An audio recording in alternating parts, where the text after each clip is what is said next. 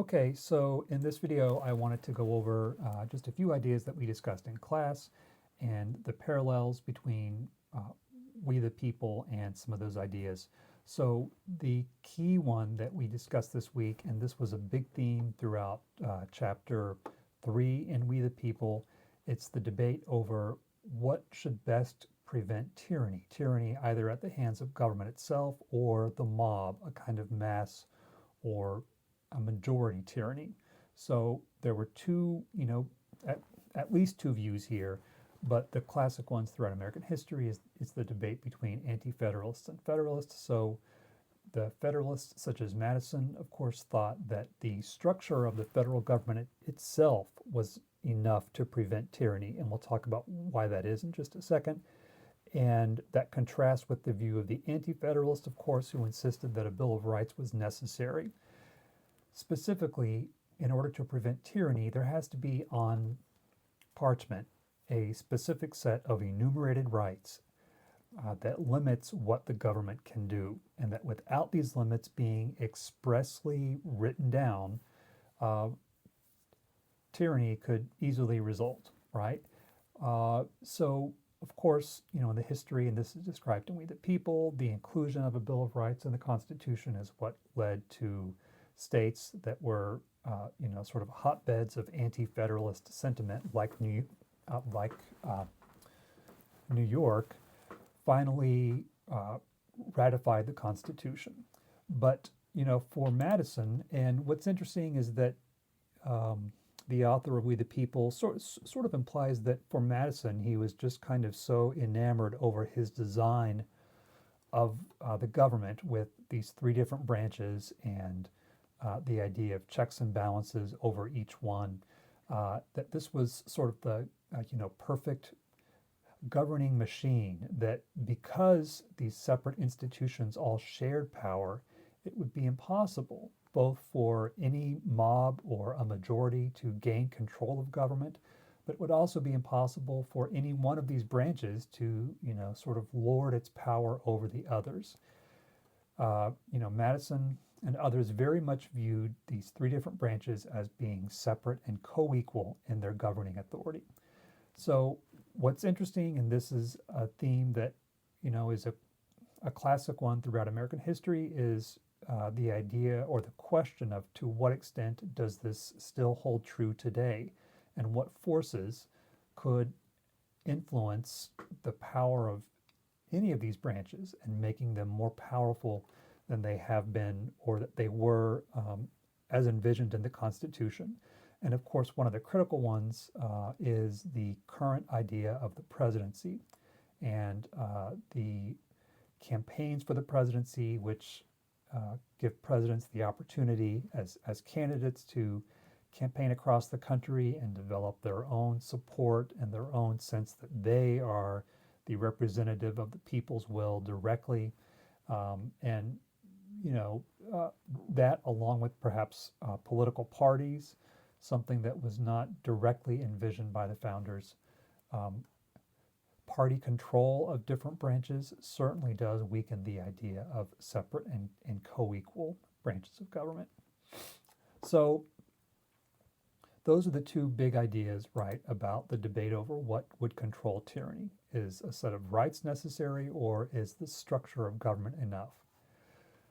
So other ones we talked about the idea of the imperial presidency, and that I think I shared in some previous slides, so I'm not going to go back over that today. And we also talked about another example of this idea of separate and co-equal branches, the fact that war authority, though presidents throughout history have insisted that their power as commander-in-chief, kind of supersedes the power of Congress to declare war.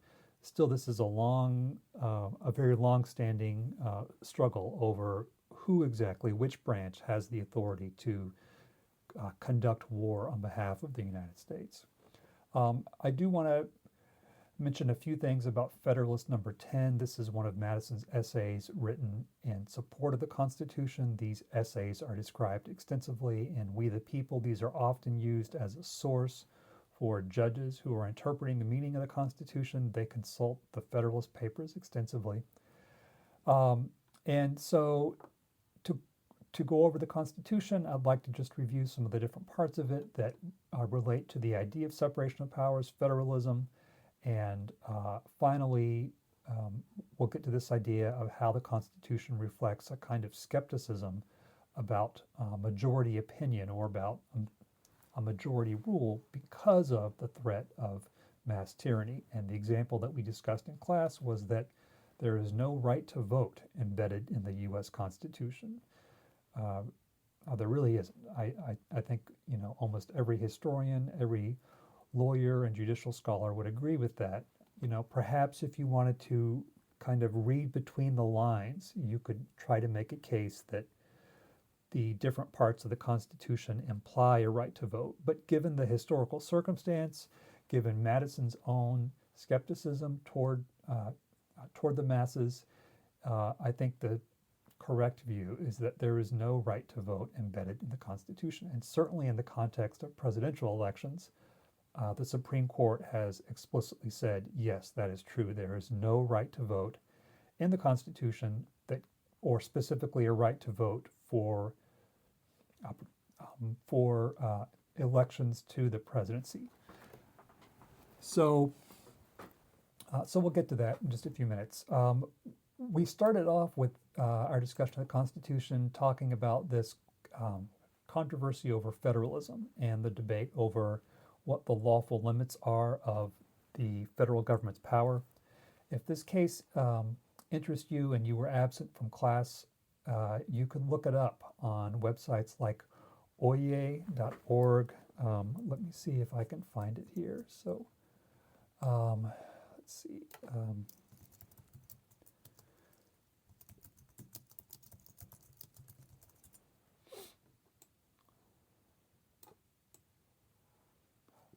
Yep, so here it is. So this is it. So United States versus Lopez, it's right here.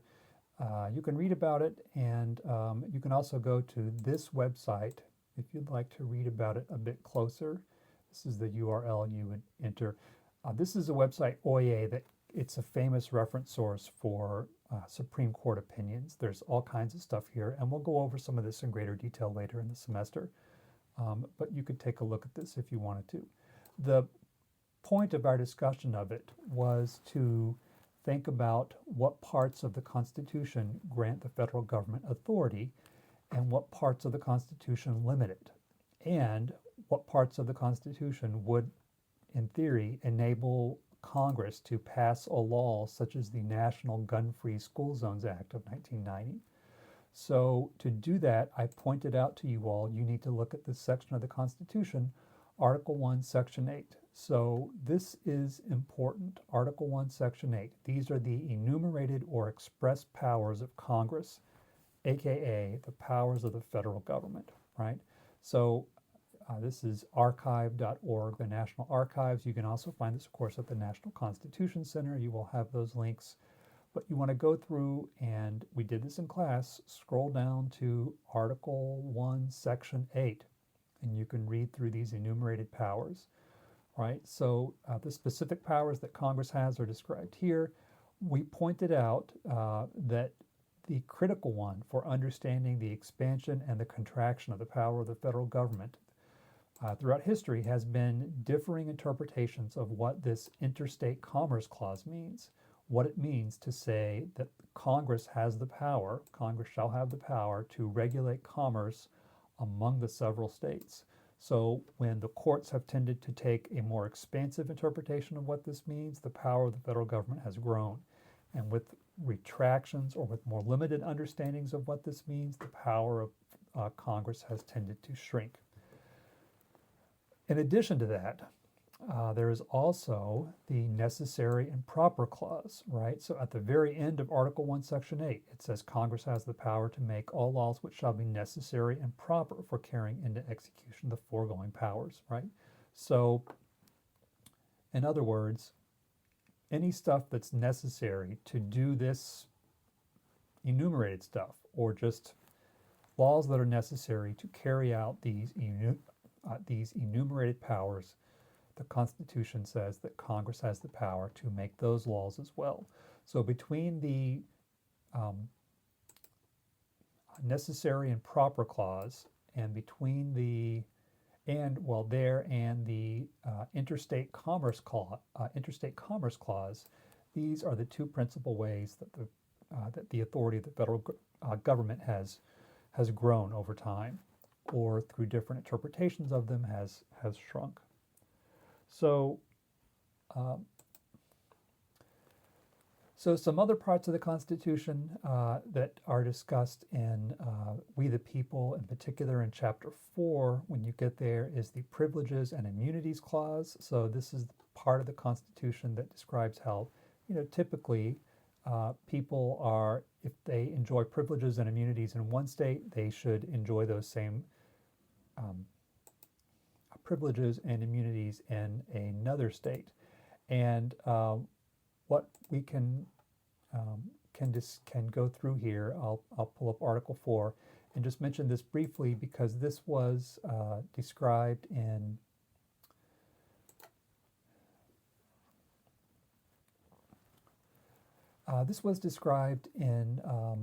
the We the People as an interesting instance in which, in the early part of the 19th century, there was a movement to eliminate slavery on the basis of the meaning of this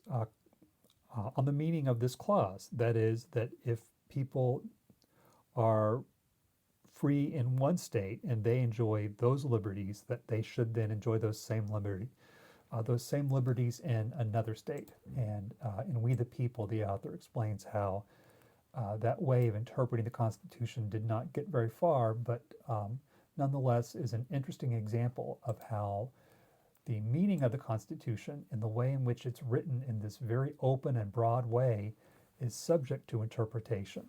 And the debate over the meaning of the Constitution, of course, is about how we interpret it. So I just think that's interesting. This is also the Privileges and Immunities along with the Full Faith and Credit Clause. This is another one that's related to it. When it says full faith and credit shall be given in each state to the public acts, records, and judicial proceedings of every other state, that's related. Now, typically in the U.S. today, for instance, that's why if you're married in one state and you move to a different state, it's expected that that state would recognize your marriage performed in another state as valid. But there are limits on it, right? It doesn't mean that if you get a concealed carry permit for a firearm in one state, another state has to recognize it. They could have their own standards that could differ for the conditions under which a concealed carry permit can be obtained.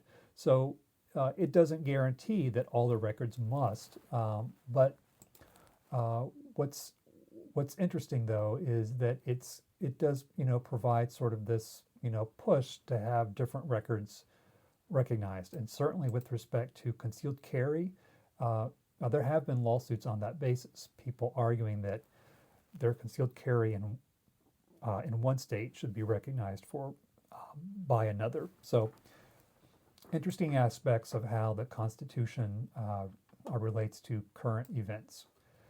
Okay, well, let's go back to, so you can read through those. Of course, there's the amendment process. We've talked about these. And then we also mentioned the Supremacy Clause. So you can look at this just to save time. I won't go back through it, but this is the clause.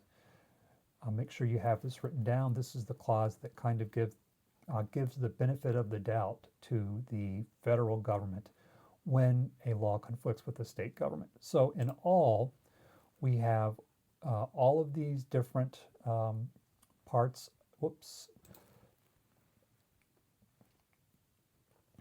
the Constitution, and specifically the 10th Amendment, right, is what states, let me make this higher, the 10th Amendment, right, is what states the powers not delegated to the United States by the Constitution, nor prohibited by it to the states, are reserved to the states respectively or to the people.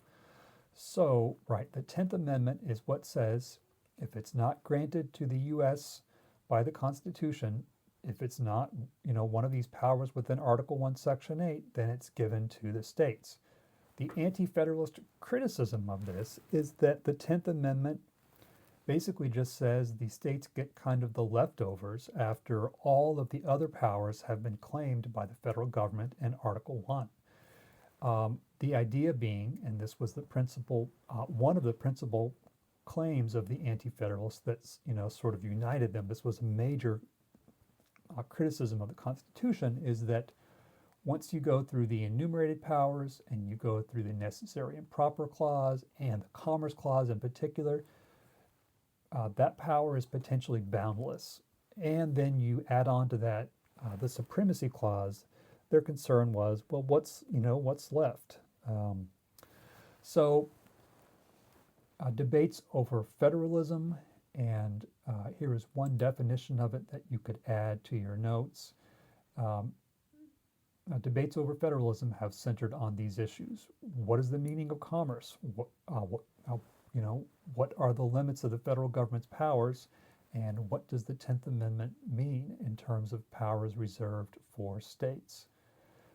So, one other thing I might mention is we did contrast in week 2 the idea of federalist governing systems versus unitary systems, and the fact that unitary systems are more numerous around the world, but federalist governing systems cover expansive states, huge states like Brazil, the U.S., and the Russian Federation. Right, so, okay. All right, so let me go back here. So, we talked about this part, separation of powers, federalism, and let's just make sure that we're clear about this idea of skepticism of majority opinion. So one way to think about this is whether there is a right to vote in the United States.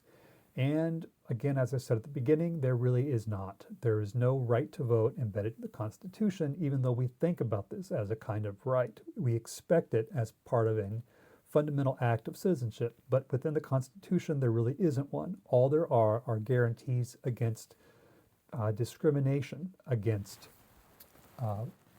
voting. And we'll see what those are in just a second, right? So you start with the idea at the beginning of the Constitution that establishes this idea that the people are sovereign. And you might expect then that there would be a clearly defined right to vote outlined somewhere. And you might even expect that if that would appear anywhere, perhaps that would appear in the First Amendment to the Constitution that lists these 5 fundamental freedoms: religion, speech, press, assembly, and petitions. So it doesn't mention voting or the vote, right? But it does mention these other 5 freedoms. So, and you can see this when you look in the Constitution in different places. So Article 1 that describes the characteristics of the House of Representatives. All that this says, it doesn't say that you have the right to vote for a representative for the House. It just says that whatever method states choose to elect people to the most numerous branch of the state legislature, that same method has to be used for voting for the House of Representatives. That's what this says. So it basically says if you vote for people in the more numerous branch of your state legislature, then you have to also let people vote for the House of Representatives. Section 3, right? In the original Constitution, the Senate was chosen by the state legislatures. It was a constitutional amendment in the early 20th century that changed that. Another one says that while the time, place, and manner of holding elections shall be prescribed in each state by the legislature thereof, it does reserve the right for Congress to make any changes. So even Congress can choose perhaps or can pass laws that would even regulate how that voting, if it occurred because a state had voting for its state legislature and then was required by this part of the Constitution to allow people to vote for the House as well, that can change. All right, and then of course Article 2, Section 1, of course, this describes the Electoral College, and we'll get to this later. Okay, but the key thing I mentioned though is, and this is the idea of the Constitution being kind of further democratized over time, is that over time, while we don't have a right to vote, we've passed amendments saying that you can't discriminate on the right to vote on the basis of race, sex, and age, right? So if you'll notice, these amendments have almost identical wording, but it's just the second half of each sentence that changes. So, of course, this one, the right of citizens of the United States to vote shall not be denied or abridged by the United States or by any state on account of sex, right? So while we have these prohibitions against discrimination on the basis of race, sex, or gender, there is no unambiguous right to vote in the first place granted in the Constitution. Now, of course, some people would say that it starts to be implied when you have these amendments that, kind of state this, but, that is I think the most common view, again, is that the Constitution does not include this right to vote because of the skepticism toward majorities and the possibility of mass tyranny. So there's some ways to, think about the Constitution. You might ask yourself, right? So someone, what would happen if someone, read the Constitution and said, well, basically it sort of looks like the Constitution sets up a system of government where nothing can actually get done, and maybe even it's intended that nothing can get done. And what they would be pointing to would be the, checks and balances, right? The separate institutions sharing power. The response to that, would be that, yes, in a sense, it's designed to restrain popular majorities and to restrain government itself, to put limits on government in the name of preventing tyranny. And this is very much, part of Madison's design. So in a sense, Madison's design is that a government has to have should have power divided and shared among different branches, and that to govern, these branches, need to have some sort of, broad agreement about what should be done. So we talked about this one. In a sense, it does make it undemocratic, but undemocratic by contemporary standards of what it means to be in a democracy. So here's one popular definition about what it means today, as we understand it now, to live in a democracy. But you can see that this is really not the emphasis of the founders, right? It's from a book, How Democratic is the American Constitution? And so,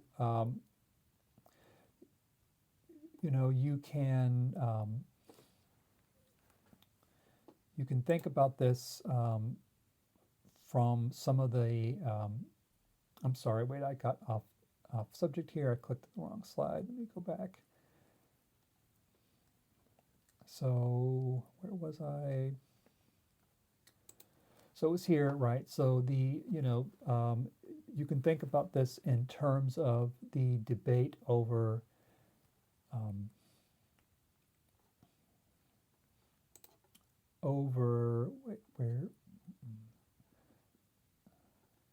sorry, I keep hitting the wrong slide here. So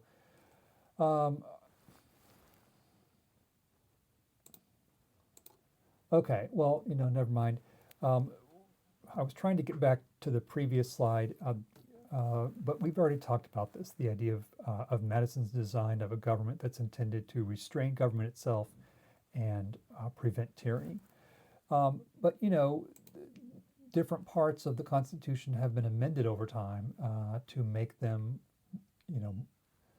somewhat less undemocratic or, more democratic over time from that perspective of what it means to have a democratic system of government. Okay, so you do need to be familiar with some of the different ideas from the Anti-Federalists. So you can find these summarized on page 116 of We the People. There are a lot of different sources, and some of these are included within that AI study tool that you have if you want to ask about different ideas of the Anti-Federalists, different criticisms of the Constitution. These were the essays that were written, and the Federalist Papers by Hamilton, Madison, and Jay were written in response to these. So Brutus number 1 is the pen name, or Brutus, and this is the first paper that was written as a criticism of the Constitution in New York, again a state where Anti-Federalist sentiment was very strong. They laid out all of these criticisms of the Constitution, and here's some of them. And when you read over these, you can see that these all feel like pretty contemporary concerns. So the famous rebuttal to this is from James Madison in Federalist 10, where he argues that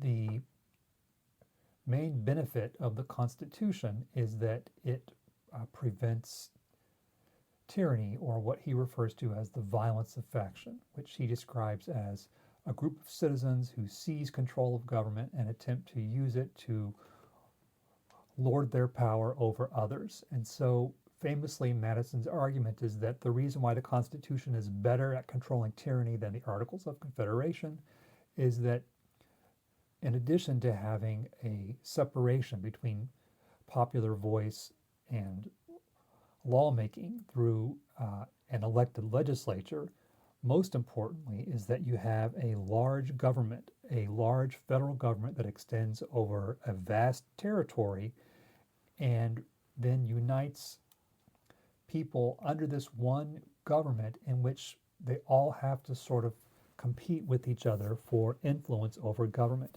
So many different factions are competing for control of government, and so given the larger size, it makes it any less likely that any one of these different factions will be able to seize control of government. So that's his argument in Federalist 10. You can read about it later in the semester as well. So I think that's about it. Just make sure that you have all those different parts of the Constitution written down in your journal, and that you can explain them, and that you can relate them back to these claims here. Now, just one more, right? The idea of skepticism of majority opinion, that one, that idea is addressed here, right? If you look at the design of institutions in the Constitution, right, the only direct election is for the U.S. House, and that's for only 2-year terms, right? But originally in the Constitution, the Senate and terms are still 6 years. They were chosen by state legislatures. So the only directly elected body of government in the Constitution, of course, is the House under the original terms of the Constitution. And that reflects this idea of a skepticism of majority or popular will. One other built into the Constitution feature is that only 1/3 of the Senate seats are up for election every 6 years, or I'm sorry, with every midterm election. So the elections for the Senate are staggered. So during this upcoming election in 2026, 1/3 of the Senate seats will be up for election. But what that means is that even if there was a wave of popular sentiment that took control of the House, they could only take at most 1/3 of the U.S. Senate, right? Okay, so that's it. So if you have any questions, let me know.